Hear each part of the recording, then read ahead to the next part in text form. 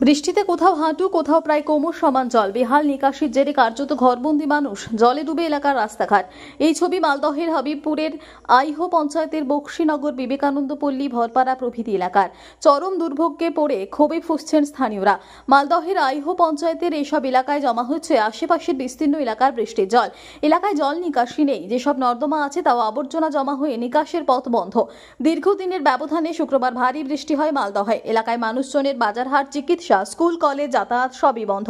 নয়তো করতে হচ্ছে জল ভেঙে, এমনকি পানীয় জলের কল পর্যন্ত জলের তলায়। ফলে খাবার জল সংগ্রহ করতেও চরম সমস্যায় পড়তে হচ্ছে। প্রায় শতাধিক বাড়ির বাসিন্দারা বিপাকে পড়েছেন। সকলেরই দাবি জল নিকাশি সমস্যার স্থায়ী সমাধান করতে হবে।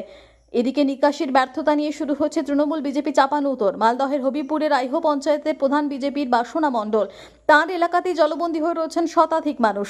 তৃণমূলের প্রাক্তন পঞ্চায়েত সদস্যের দাবি, এলাকায় নিকাশির পরিকল্পনা করতে ব্যর্থ বিজেপি পরিচালিত পঞ্চায়েত। যদিও বিজেপি গ্রাম পঞ্চায়েত প্রধানের পাল্টা দাবি, এলাকায় 3টি পাম্প মেশিন বসিয়ে জমা জল বের করার চেষ্টা চলছে।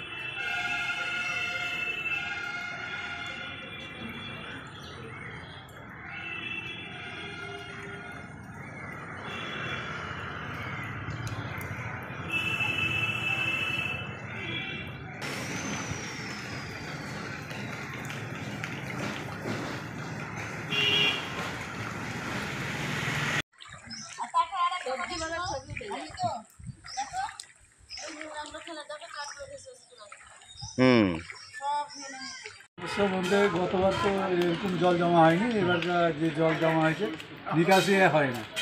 নিকাশি জল জমা একদম পুরাট হয়ে আছে, একদম স্ট্যান্ড থেকে নিয়ে সম্পূর্ণ জল এখানে নামছে। কবে থেকে হয়ে আছে এটা? আপনার হচ্ছে তোমার বৃহস্পতিবার থেকে। বৃষ্টি হলে জল জমে যায়? বৃষ্টি হলেই জল জমা হয়ে গেছে।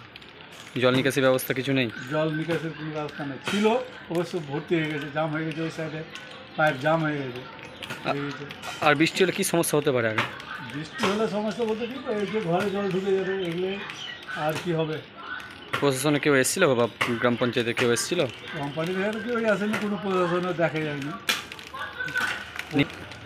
আমি এসেছিলো, বলছে যে মেশিন লাগাবো, এটাই বলছি।